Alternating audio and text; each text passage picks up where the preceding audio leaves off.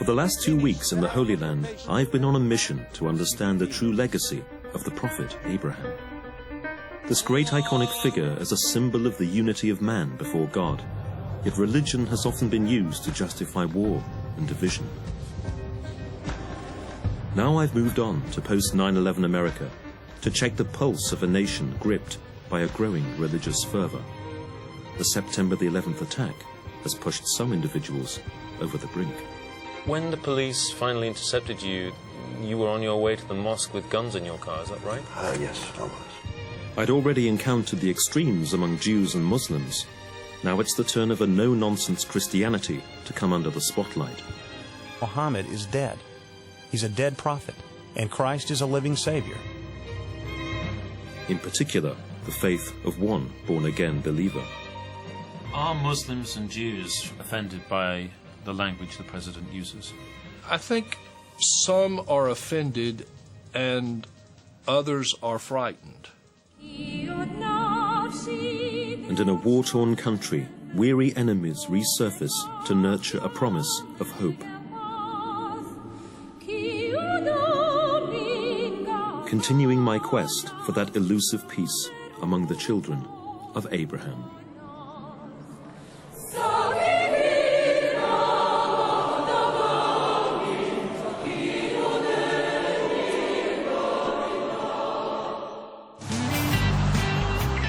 Dallas in Texas, the home state of the U.S. President George W. Bush.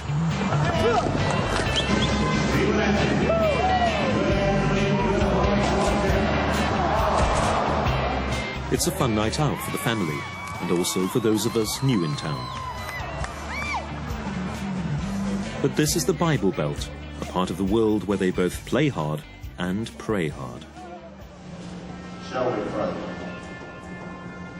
Our God and our Heavenly Father, so many times, because we are selfish, greedy, and live a highly... Following the attack on the Twin Towers, many Americans were traumatized and had to get used to living with the new sense of vulnerability. And those perceived as outsiders were suddenly the focus of suspicion.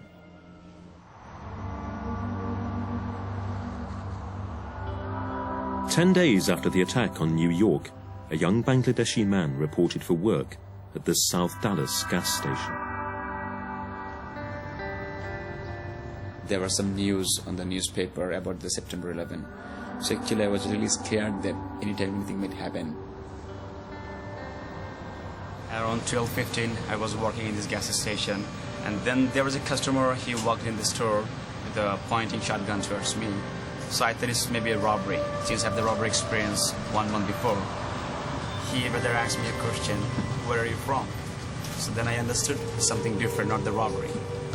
So I told him, okay, I have more money, I'll give you all the money that should be. But he didn't listen to that. Rather, after asking that question, he just fired 2 times with a shotgun and hit in my face, and I was just falling on the floor. And after maybe 30 to 45 seconds, he left the store. Miraculously, Rice Bouillon survived. Badly wounded, he called for help and made it to the local hospital. What kind of state are you in terms of your health now? Right now, I'm in a better shape what I was earlier, except the right eye. I lost the vision in the right eye. Rice was fortunate. The attacker had claimed 2 other victims. One was a Pakistani Muslim who was shot at this grocery store, and the second was a Hindu of Indian origin. In both cases, the shootings were fatal. If there was one question you could ask this man who attacked you, what question would you want to ask him? Well, it's a good question. I'd like to ask him only one thing, that one killing cannot stop whatever happened in the past, or a killing cannot stop the other killing, any other disaster. Because whatever happened in New York in September 11, I and the other foreigners and other religious people, they had nothing to do with that. I wanted to put these questions to the man responsible, but that wasn't easy. He was swiftly found guilty of murder and now awaited death by lethal injection 250 miles from Dallas on Texas's notorious death row. I thought Mark Stroman would never talk, but amazingly, some weeks after seeking permission to interview him, he finally agreed to see me. On reaching death row, there's an eerie calm that chills you to the bone. In my 18 years of working as a journalist, I'd never felt as uneasy as I did now, seconds away from talking to a killer who'd been caught with guns in his car en route to the mosque. Mr. Stroman, take sir. your mind back to September the 11th. One of the first things Stroman told me was that he'd had a relative who'd been at work in one of the Twin Towers. My half-sister, Elizabeth, 107th floor. Her remains have never been recovered. And the sight of people jumping from the building, that's etched in my memory forever. I'm only human, and I acted on human instincts. But the guys you attacked had nothing to do with the September the 11th attack, No, did but they? they were just of the Arab descent, and they were just...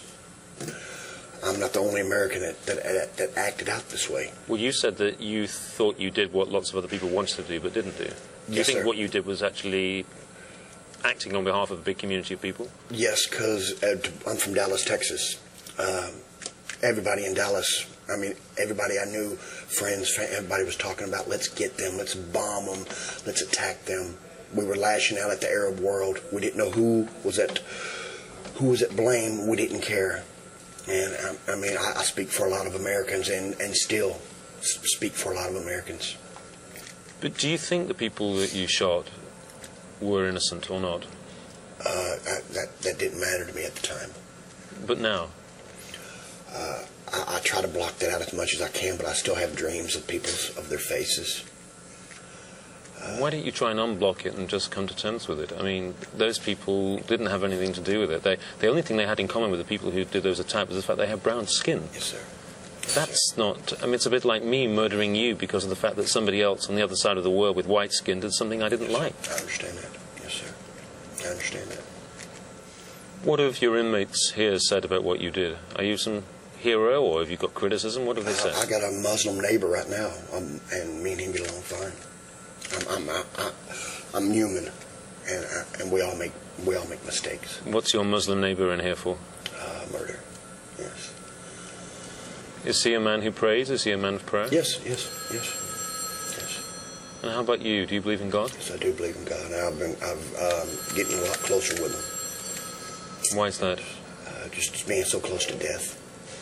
You know, because I witness death every day around here. Every day I witness it.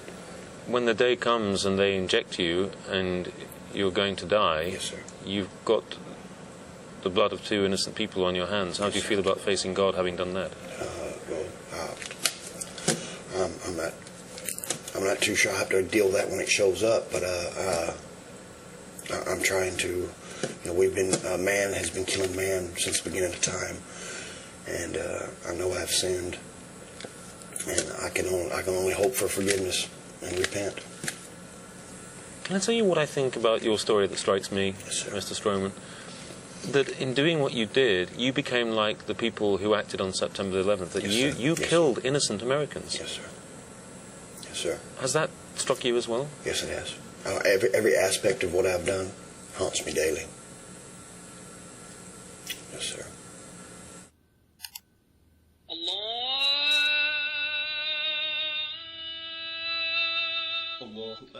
I wondered what Rice would make of all this. What did he now feel about the man who'd been within a whisker of taking his life? And what influence, if any, would his religious faith have on his outlook? He tried to kill me, but I have no anger against him. So that is the lesson I learned in my childhood, and my parents taught me. Try to forgive them. This is one of the good preaching of Islam, that forgiveness is the best policy. If you can forgive someone, it doesn't matter whatever he did to you.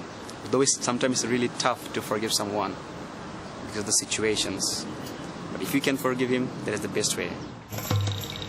But not all Muslims here are as forgiving.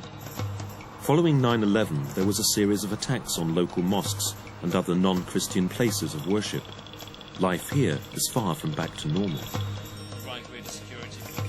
And one of Dallas's best-known human rights campaigners now accuses the federal government of fostering a blanket discrimination against his fellow believers. They have to go through special registration. They have to stand up in long lines. Why not other countries like the people that immigrate from Mexico or Latin America or Europe? Why don't they go through the same procedure as the people that come from Muslim countries? Well, the answer to that might be because they don't have a track record of bombing America. Well, we don't know if 9/11 was absolutely done by Muslims, quote-unquote, true Muslims. Well, they might not be true Muslims. They were Saudi Arabian nationals with a very politicized understanding of Islam. When Timothy McVeigh bombed Oklahoma, we didn't go after each Christian and said, now we're going to scrutinize all the Christians in America. He may represent Christianity, he may not. The people who bombed 9/11 don't represent Islam, in my opinion. So we have to be equal. We have to treat people the same way. The fact remains that the Islamic faith is growing steadily in the US. In the long term, a lasting accommodation here can only happen if this deep mistrust is addressed. So are Christians in the Bible Belt now ready to embrace Muslims, their brothers and sisters, in the Abrahamic family?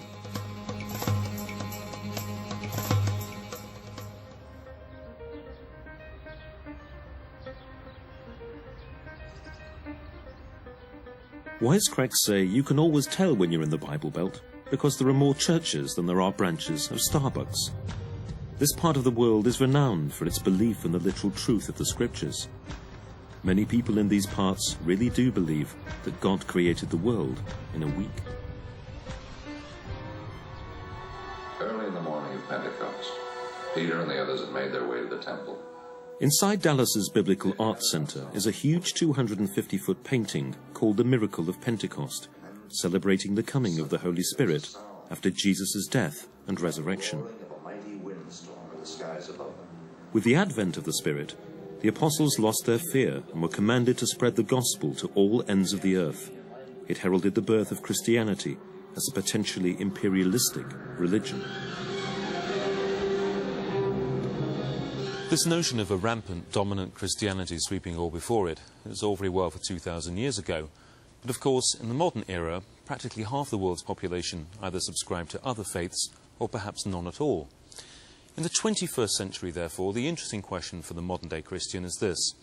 In parts of the world where Christianity still dominates, what should be its attitude towards other members of the Abrahamic family? Hi, it's Kevin Harris. Start your day right with the Morning Magazine on the Word 100.7 FM. So how would local Christians make sense of one God, but many faiths, and America's part in God's plans? What better way to check out the religious pulse than by talking to the listeners of Texas Christian Radio? And we are pleased to welcome you from across the pond. Let me go to John on a mobile phone. Your question or comment for Mark Dowd. Hi, Mark. How are you, sir? I'm just doing fine. How are you? Just fine. I truly do believe that God has a special place in time for America because it's only really in the last 100 years or so that Christianity has been able to spread across the planet. Do you think, now that the U.S. is on the verge of committing even more troops and more money to Iraq, do you think that we actually ought to be sending missionaries and trying to make that country more Christian and turn it away from its Islamic faith? That was one of my arguments in favor of the war in the first place, is that might open up an entire part of the world that's closed to Christianity. John, I appreciate the call. Good. Let me go to Jan on a mobile phone. Your question or comment for Mark Dowd. Hi, Mark. I was just thinking about your questions that you were asking today. I think it's just a matter of God will use America as long as America is obedient to God. But I agree with the previous caller. Along with freedom comes the freedom to evangelize and bring Christ into other countries, and I can see God using America in that area, especially because we are so open to that.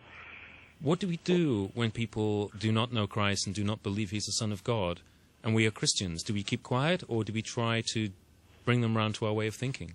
All three religions have ties that go way back, and the difference is in who Jesus is.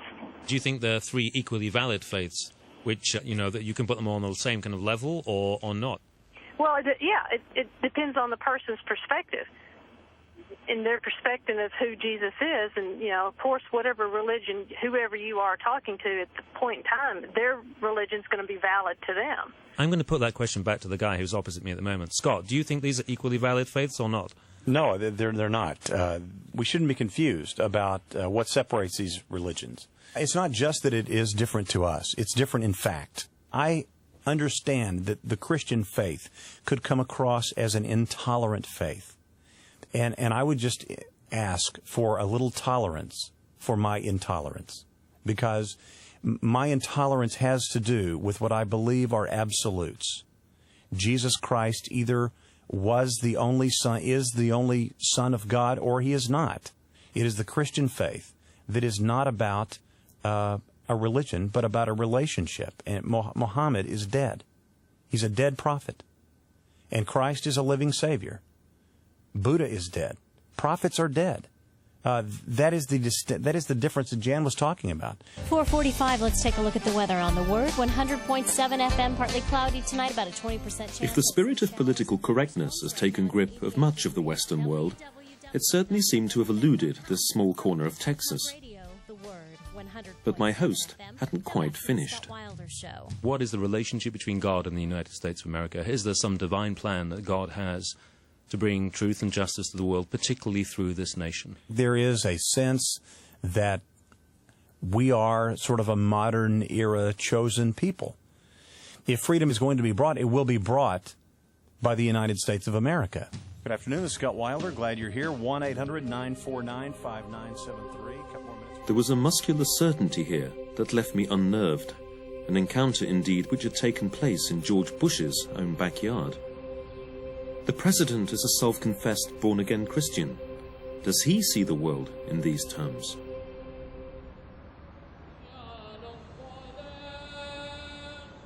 President Bush and his advisors have been constantly aware of a trap. Al-Qaeda wants to present America as engaged in a religious crusade against the whole of Islam. That explains why, post 9/11, Bush praised the vast majority of the Ummah, the Muslim community, who recoil from acts of terrorism. The face of terror is not the true faith of Islam. That's not what Islam is all about. Islam is peace. These terrorists don't represent peace. They represent evil and war. Bush's personal faith is deep-rooted and practical.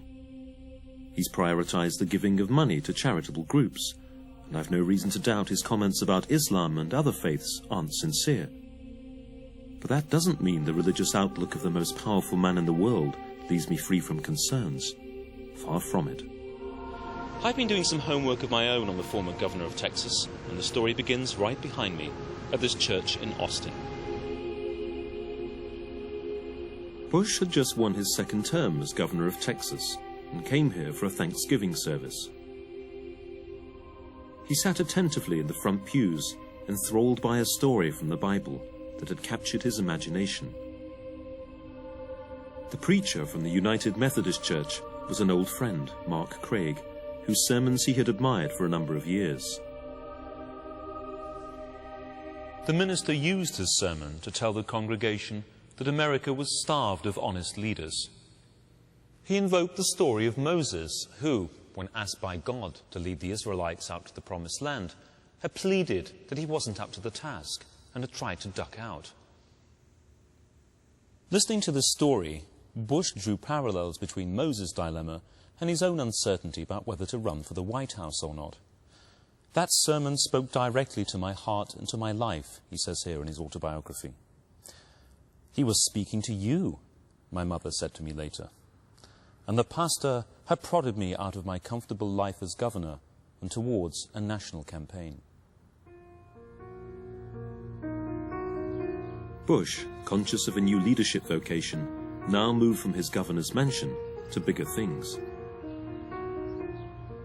After the most controversial election in US history, he was installed in the Oval Office. Within 9 months of occupying it, he was engulfed in a crisis that would only deepen his sense of religious calling.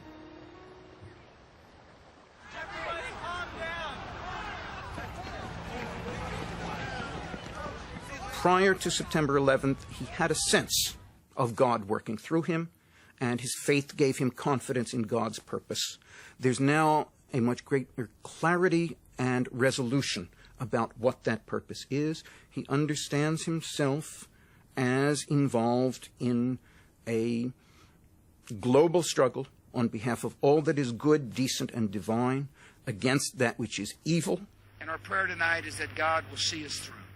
Bruce Lincoln has made a detailed study of the war of words between Al-Qaeda and the US president. He's examined all Bush's speeches for their specifically religious content. The first one he drew my attention to was some of the arcane language Bush used to conclude his inauguration speech. This work continues. The story goes on. And an angel still rides in the whirlwind and directs this storm. So, an angel rides in the whirlwind. What's all this about? That's an extraordinary thing to put into a speech, isn't it? He quotes a letter that was sent to Thomas Jefferson 2 weeks after the signing of the Declaration of Independence by a Virginia legislator named John Page. And Page quotes from the book of Ecclesiastes to assert that there is religious guidance, a divine hand guiding the nation. Is this the passage which, above all, one associates with this concept of election or manifest destiny? Yes, he's asserting that it's a divinely chosen, divinely favored nation, and a nation that is the elect instrument of divine purpose. We walk with the confidence of those... The next passage to come under scrutiny was Bush's State of the Union address from just over a year ago. This call of history has come to the right country. The liberty we prize is not America's gift to the world. It is God's gift to humanity. Advancing the cause of freedom is not simply an American initiative. It is God's gift. It is God's will. His assertion that this has come to the right nation at the right time is also intriguing. Apropos of the invasion of Iraq, one has to ask, why were so few other nations interested in pursuing this venture? And he transforms that from a negative into a positive. They were not the right nations. They were not the chosen nation. They did not understand God's purpose. And the lack of support from most of the EU becomes an indictment of them on religious grounds that they did not understand God's will in the same way that America, his chosen nation, did. This is still only one person's view. Moreover, Bruce Lincoln is a non-believer. Perhaps he's just had it with religion, full stop. On the other hand, there was a real danger that this believer, if he was exposed to any more religious zeal, might just begin to see the attractions of atheism. I wanted a second opinion on George Bush and God. And what better place than the Interfaith Alliance? Hello. This Washington-based outfit promotes interfaith dialogue and is run by a man from Louisiana with impeccable Bible Belt credentials, the Reverend Welton Gaddy. There'd been a steady stream of articles, it seemed, examining Bush's faith. There was a Roman Catholic, this particular depiction of the Sacred Heart seemed a little OTT. So what did he make of the president? Any time that you see a shotgun wedding between religion and politics, bad things happen. Illegitimate children are born. And that's what I worry about. Proud that he is an evangelical Christian? Yes. But if you move to the view that as a person of faith, I am called not just to be president, but to be a religious leader and to bring this nation and the world to the religious point where God expects us to be, that opens the door for a kind of religious empiricism that scares me to death. When an evangelical Christian confesses to being scared to death of Bush's religious outlook, you know you're really onto something. There was still one final piece of the jigsaw I wanted to unravel. My attention had been drawn to the content of another Bush speech, the one made on the anniversary of September the 11th. And arguably, this one was the most serious of them all. This ideal of America is the hope of all mankind. That hope drew millions to this harbor. That hope still lights our way. And the light shines in the darkness, and the darkness will not overcome it. That reference to America as the light that darkness will not overpower is a direct quote from St. John's Gospel that refers to Christ as the true light that darkness cannot comprehend. The president appears to rank America alongside Jesus as one brought into the world to bring God's plans to fulfillment. Now, love of country is one thing, but to suggest that a sovereign nation-state with political priorities and also military budgets somehow has a divine status is, in my opinion at least, about as near as you come to idolatry. We were back to square one. It was the young Abraham who'd fought against his father and the local ruler, who'd worshipped idols in place of the one true God. Now, 4,000 years on this evidence at least, it appears that instead of man serving God, it's the other way round. Much has been made of the affinity of the US and UK leaders, and of course Tony Blair is a devoted Christian himself. But I wonder if the fact that Bush appeared to overstep the mark is what explained his allies' nervousness when tackled on this most sensitive of matters. Does the fact that George Bush and you are both Christians make it easier for you to view these conflicts in terms of good and evil? I don't think so, no. I think that whether you're a Christian or not a Christian, you can try and perceive what is good and what is evil. You don't pray together, for example? No, we don't pray together, Jeremy, no. Why do you smile? Because... why do you ask me the question? Because I'm trying to find out how you feel about it. Yeah, I mean... Possibly. Right, anyone else like to have a question? Tellingly, we're told that on the eve of going to war in Iraq, Blair had planned to sign off his TV broadcast to the nation with the words, "God bless you." His advisors intervened. The G word disappeared. Blair has said he will ultimately be judged by God for his decisions over Iraq. Whatever the rights and wrongs of the war, what neither he nor President Bush can dispute is that this conflict has allowed Islamic radicals to cast a US-led intervention in dramatically polarized terms. That Christian America and its British ally have their soldiers on Muslim soil is the rallying cry for the hundreds of attacks in Baghdad and beyond.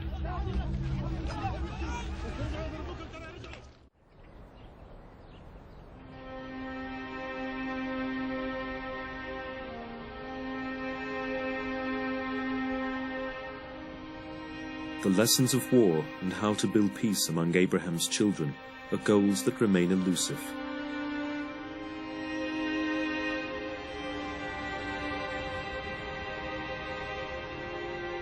Locals call this city the European Jerusalem. In the 1990s in this region, more than 200,000 people lost their lives. The children of Abraham are still exhausted by carnage and a legacy of feuding.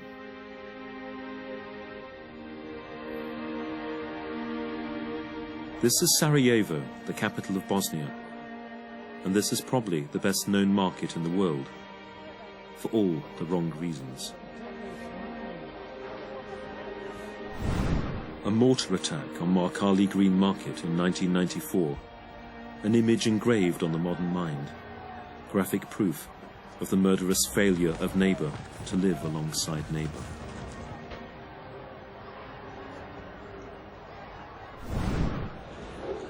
Christians who belong to the Serbian Orthodox Church and Muslims are now trying to rebuild their lives. It's only 9 years since the peace deal was imposed on Bosnia, but the smell of rancor is never far away. Do you think the Serbian Orthodox Church did enough during the hostilities to intervene and to tell the world? This is, I think, one of the biggest problems for us, because once I was appealing to the Orthodox Church, please help me to help you, saying that come out and say that the destruction of the mosque was wrong, and come and help us morally, if not financially. But they didn't want to do so.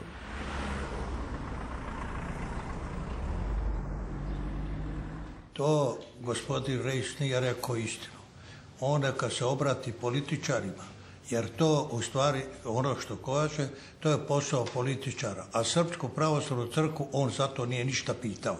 Prema tome to je kleveta protiv Srpske pravoslavne crkve.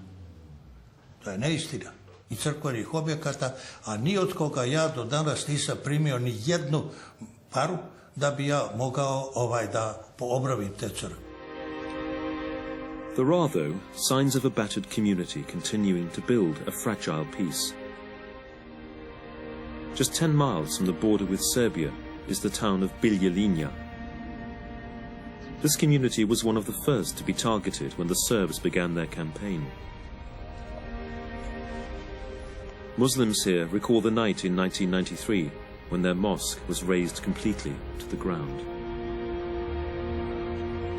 Tog momenta, marta, 23. marta 1993. godine, nismo mogli odmah da shvatimo o čemu se radi, ali kada je počelo da pada cigla i kamenje i crijep na kuću mog brata, onda su mi shvatili da padaju naše džamije. All 6 mosques in this town were obliterated, but work is now underway to restore them. You'd think, given recent history, that Serbs would be, at best, lukewarm about the rebuilding, but the local imam tells a different story. Jedne prilike baš ovdje, dakle na prostoru ove džamije, prišla mi jedna žena, ne znajući ko je. Ona me pitala šta se ovdje gradi. I rekla je, ja sam jedna od mnogih Srba koja je one noći u martu 1993. godine zaplakala. Jer prije svega Atik džamija bila simbol grada Bijeljine, ne samo Bošnjaka, nego i svih onih koji su Bijeljinu istinski voljeli.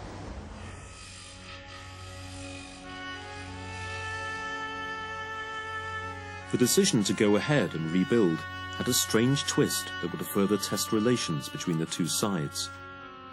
Initial preparations on the site had unearthed the discovery of the remains of gravestones from a 14th century Orthodox church, which had disappeared from trace after the Ottoman occupation. The find meant that some Serbs now wanted the new mosque stopped in its tracks. Mi smo znali da je bila tu crkva, ali nismo znali da su baš spomenici u temelju džamije.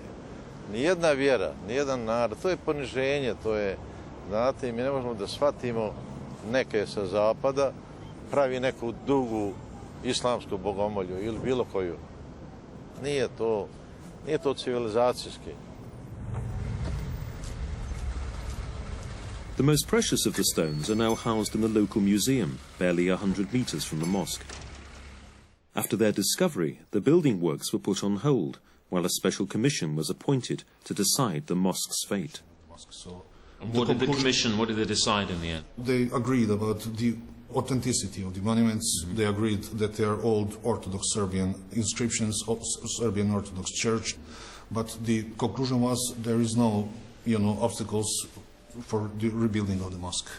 It's quite an irony, isn't it, that after the recent conflict, that there are the Muslims wanting to build a new house to God, and because of that, you've now found all these treasures, which you'd never have found without them. That's right.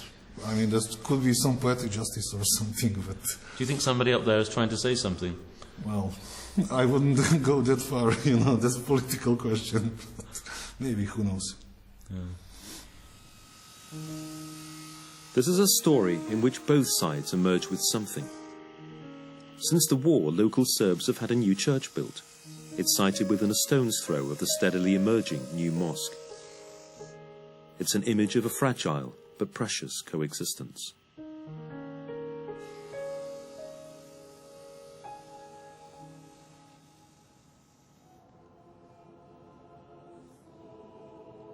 So Bosnia is slowly emerging from the shadows, and playing a key role is the tiny Jewish community. 70 years ago, Jews numbered 12,000 here. Now it's just 700. Maybe it's their non-threatening presence that allows them to be trusted to mediate between the big guns. The interfaith religious council that you sit on, it's all very well for you leaders to sit around and sip coffee and exchange chat in rooms, but is that going to change life on the streets? I think that we start to do this from two reasons. First, to clarify to ourselves what happened here. And secondly, to show to the general public that if the leaders can sit together, have nice coffee and friendly chat, they can do the same on the grassroots level. At the same time, the Interreligious Council is just the top of the iceberg. Iz blizine se sluti puhnuće behar. The end of the war saw the birth of Sarajevo's best-known cultural ensemble. This is a 70-strong choir with a difference.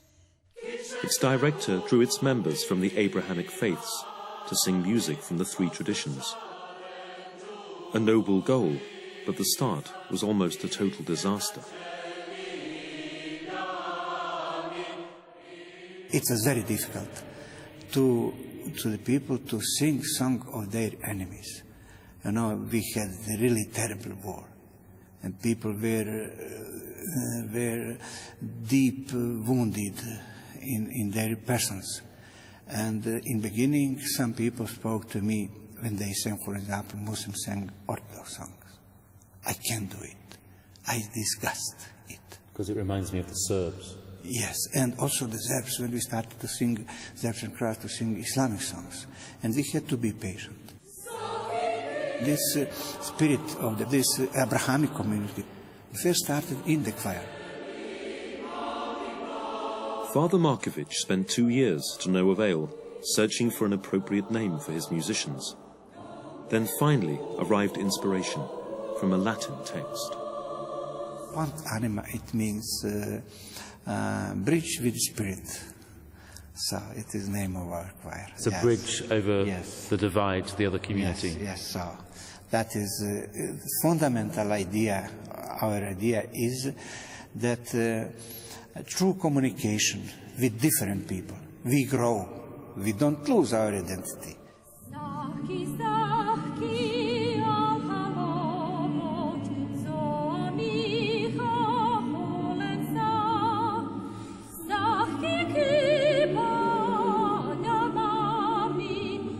This haunting melody is a Jewish-inspired composition. It invokes man to be brave and trust in his spirit.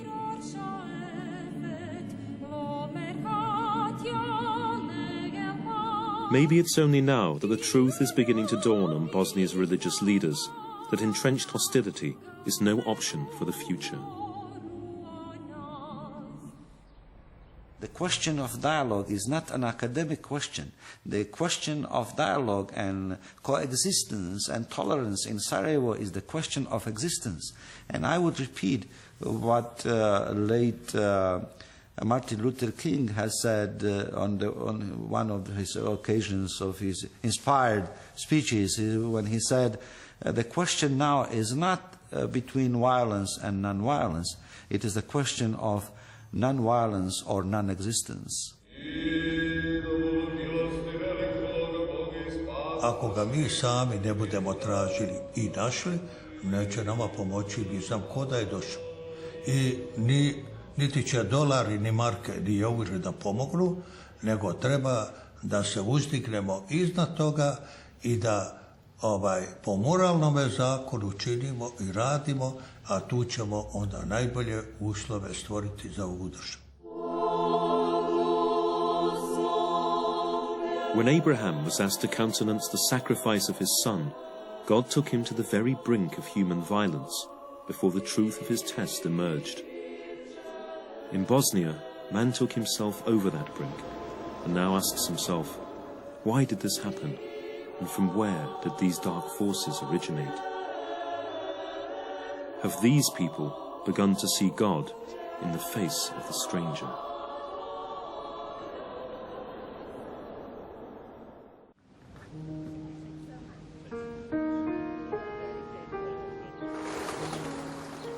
"20,000 miles, 8 countries and 3 world religions. Exchanges on and off camera with hundreds of people. And our common thread? Belief in one God and his universal message of a blessing for us all through our father in faith, Abraham. What do I know now that I didn't at the outset of this daunting quest?" Throughout the past few months, I've been very mindful of the writing of Jonathan Swift. He wrote that we have just enough religion to hate one another, but not enough to love one another.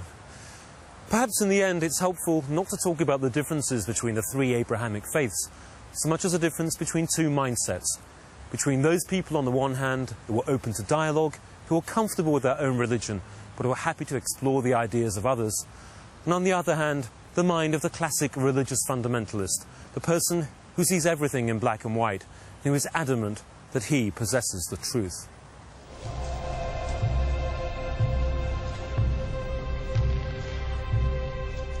So why has religious fundamentalism taken such a grip on the world? Desperate situations breed desperate solutions, and there's no doubt that corrupted religion has moved into a vacuum where traditional political remedies have failed.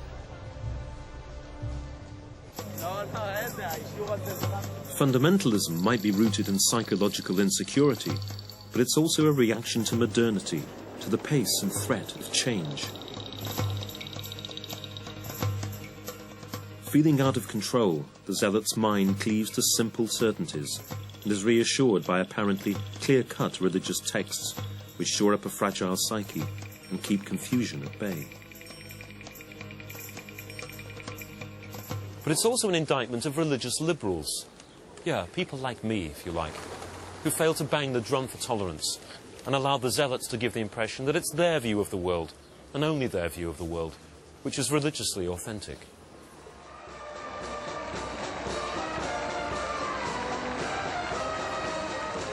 But these wider forces of change and globalization lay down the gauntlet to us all. None more so than a liberal Roman Catholic like myself. Here I am, a practicing member of a faith that claims to be the repository of absolute truth, protected from error and the fundamentals of dogma and morals. So where does that claim leave me with regard to other members of the Abrahamic family? It's a question I've pondered more and more during this extraordinary journey, meeting individuals whose take on God is markedly different from my own. It'd be an easy cop-out to give in to a modern-day relativism of the you've got your faith, I've got mine sort of variety. In this scheme of things, creeds are no more than individual tastes, and the search for a deeper objective truth is sacrificed on the altar of mere individual preference. And we've already met people on this journey, have we not, who balk at this sort of approach and talk of their own religious belief in distinctly uncompromising terms. God wants justice. And if someone comes to kill you, you have to kill him first. I will tell you, yes, you will be in the hellfire unless you take Islam. My intolerance has to do with what I believe are absolutes.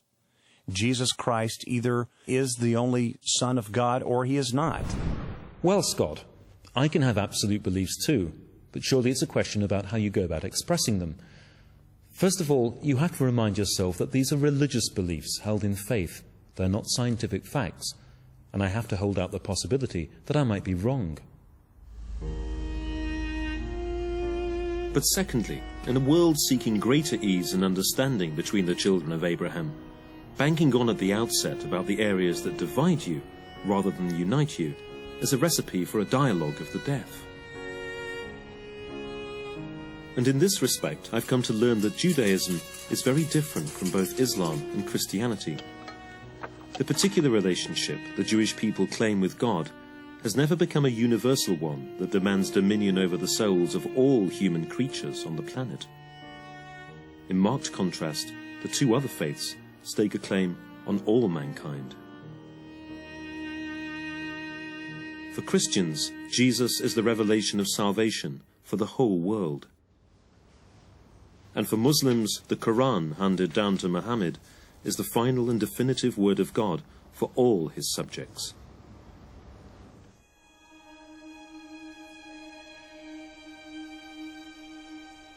Yet even within the faiths that stake a universal claim, the stories and searching go on. Man's quest to understand himself and the world around him is an evolving process. Take my own church, for example. In the 15th century, the Roman Catholic Church under Pope Eugene IV was up to its neck in the Inquisition and coming out with texts like this one from the Council of Florence. Those not living within the Catholic Church, not only pagans, but also Jews and heretics and schismatics, cannot become participants in eternal life, but will depart into everlasting fire, which was prepared for the devil and his angels. Yet 500 years later, at the Second Vatican Council, look at the tone of language from the Declaration on Non-Christian Religions. The Catholic Church rejects nothing that is true and holy in these religions. She regards with sincere reverence those ways of conduct and of life, those precepts and teachings, which, though differing in many aspects from the ones she holds and sets forth, nonetheless often reflect a ray of that truth which enlightens all men. Of course, these aren't just abstract texts. They affect the way Abraham's children talk to one another. And in Jerusalem, the Pope's own spokesman gave me pointed proof of just how this story is moving on. Should Christians still seek to convert Jews? No. And on a more personal note, what has changed in my own faith outlook during what has been for me an epic past few months? On that trip to the Holy Sepulchre at the spot of Jesus' crucifixion, I dwelt long and hard on that image. A broken man with outstretched arms. And I'd thought that any true Christian in his dealings with men and women of other religions has to try to imitate just that. Those arms point outwards, not inwards. They invite relationship with a world beyond them.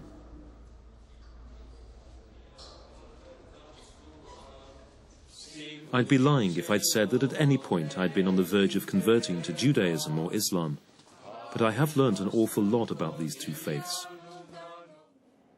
From Judaism, the central ethical demand in the Torah that the Jews embrace the stranger in their midst.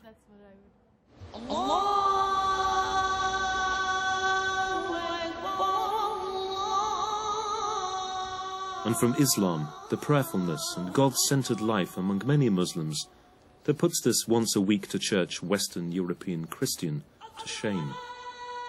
5 times a day they pray, Allahu Akbar, God is the greatest. And surely this must be right. God is greater than any organised religion. He's bigger than any of our petty personal or political agendas. At the end of the day, there's a choice. Does God serve man, or does man serve God? And if we say we serve God, the biggest test of that is how you treat the person who's radically different than yourself.